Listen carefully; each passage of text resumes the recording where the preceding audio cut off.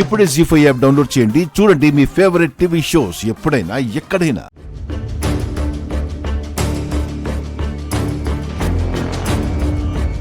నువ్వేం నాన్నా ఏమి మాట్లాడవు?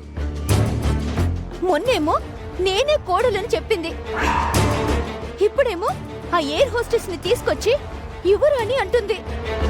ఈ ఇంటి కోడలు అంటుంది.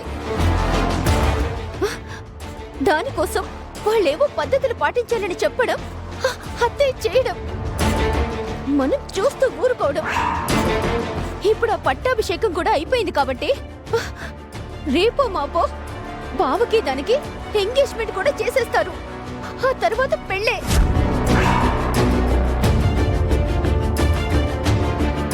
బావ దగ్గర పనిచేసేది తన పెళ్ళమైతే మరి ఈ ఇంటి మేనకోడల్ని నేనేమవ్వాలి?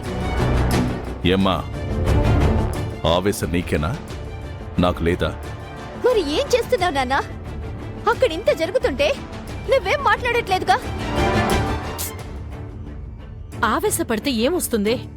ఇలాంటప్పుడే ఆలోచించాలి. మీ నాన్న ఇప్పుడు ఆ ఆలోచనలోనే ఉన్నారు. అవును, మీరు ఆలోచిస్తూనే ఉండండి. ఈలోపు దానికి బావతో పెళ్ళైపోతుంది. ఆ తర్వాత నేను ఏడుస్తూ కూర్చుంటాను. అప్పటికి కూడా మీరు ఆలోచిస్తూనే కూర్చోండి. నువ్వేడ్చే పరిస్థితి ఎందుకు తీసుకొస్తానమ్మా? ఇప్పుడున్న పరిస్థితుల్లో మనమేం మాట్లాడినా మీ అత్తకు నచ్చదు. ఆ రాజమణిహారం మీ అత్తయ్యకెంత ముఖ్యమో నాకు బాగా తెలుసు. అయినా ఇప్పుడేం జరిగిందని నువ్వంత కంగారు పడుతున్నావు? ఆ అమ్మాయికి పట్టాభిషేకం మాత్రమే చేశారు, ఇంకా జరగాల్సిందే చాలా ఉంది కదా. అవునే, పట్టాభిషేకం చేసి నెత్తిన కిరీటం పెట్టినంత మాత్రాన పెళ్ళైపోయినట్టు కాదు.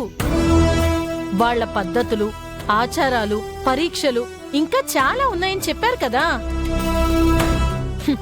వాటన్నిట్లోనూ అది నెగ్గాలి.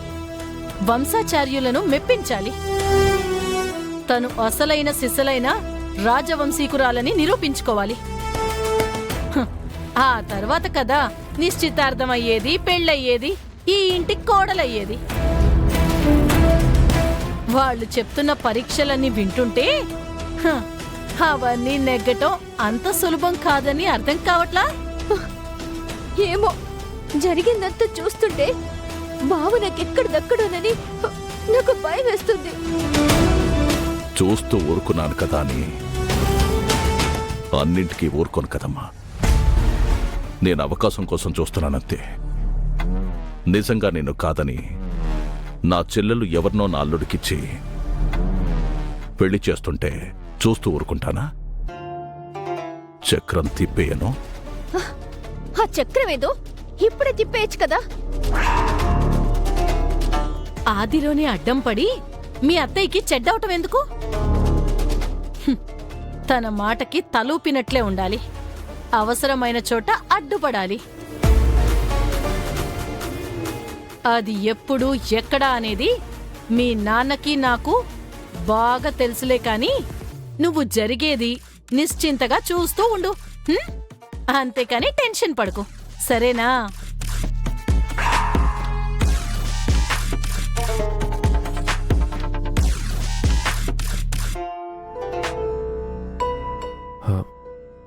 మీ నాన్నగారు గుర్తొచ్చారా?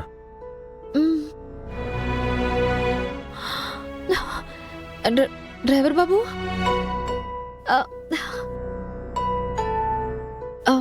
మీ పని అయిపోయిందా? ఆపరేషన్ చేయాలంటున్నారు. అడ్వాన్స్ పే చేసి వచ్చాను. నిజంగా మీ మనసు చాలా మంచిది డ్రైవర్ బాబు. అడిగితేనే సహాయం చేయని ఈ రోజుల్లో ఎవరో తెలియని మనిషి కోసం ఇంత కష్టపడుతున్నారు. మిమ్మల్ని ఆ దేవుడు చల్లగా చూస్తాడు. చామ్, ఆశించి ఏదీ చేయకూడదు. మనిషిగా మనం పుట్టింది మన కోసం మాత్రమే కాదు, మన పక్క వాళ్ళ కోసం కూడా. నువ్వు చేసిన సాయం ఇంకో నలుగురికి సాయం చేయడం నేర్పిస్తుంది. మన వల్ల ఒక్క మనిషి బాగుపడ్డాడంటే ఆ ఆనందం ఎన్ని లక్షలు ఇస్తే వస్తుంది చెప్పు? మీలాగే అందరూ ఆలోచిస్తే కష్టపడేవాళ్ళు, కన్నీళ్లు పెట్టుకునేవాళ్ళు అస్సలు కనిపించరు బాబు. ఆ, సరే, ఇంటి దగ్గర పనుంది కదా, వెళ్దాం. మ్.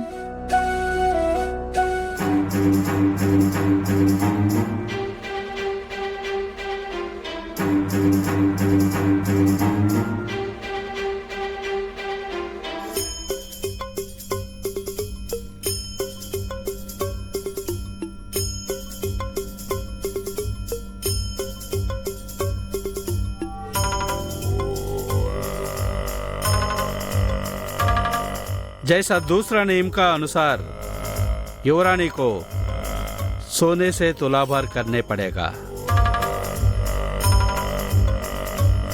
అమ్మా, మీరు యువరాణి గారిని కోడలుగా చేసుకోబోతున్నారు కాబట్టి రెండవ నిబంధన ప్రకారం యువరాణి గారిని కనకంతో తులాభారం వేయాలి.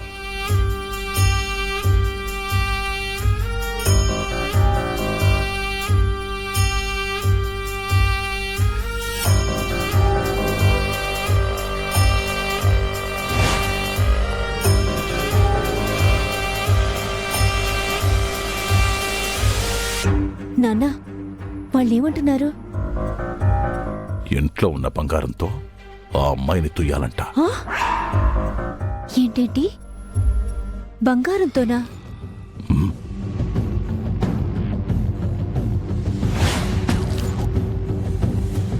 ఏమ్మా, మీకది అంగీకారమేగా? అభ్యంతరం ఏముంటుంది? తనని తూయగలిగేంత బంగారం నా ఇంట్లో ఉంది. మరొక్కసారి ఆలోచించుకోండి. యువరాణి గారిని కోడలుగా చేసుకోబోయే కుటుంబం వారు తమ ఖజానాలో ఉన్న కనకంతోనే తులాభారం వేయాలి. ఎట్టి పరిస్థితిలోనూ బయట నుంచి తీసుకురాకూడదమ్మా. ఈ రమాదేవికి అలాంటి అవసరం లేదు, రాదు.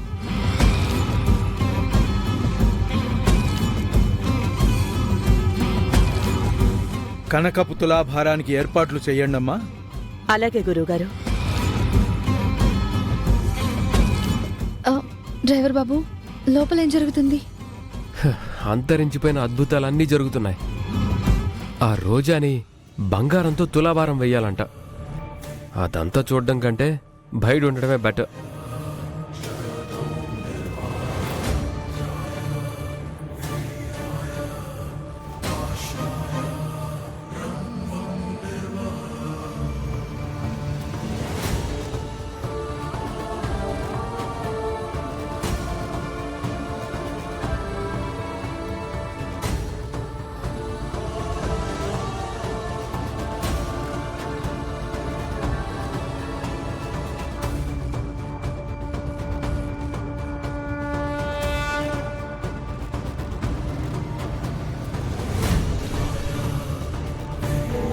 జీ5 యాప్ డౌన్లోడ్ చేసి అన్ని ఎపిసోడ్స్ పూర్తి ఉచితంగా చూడండి.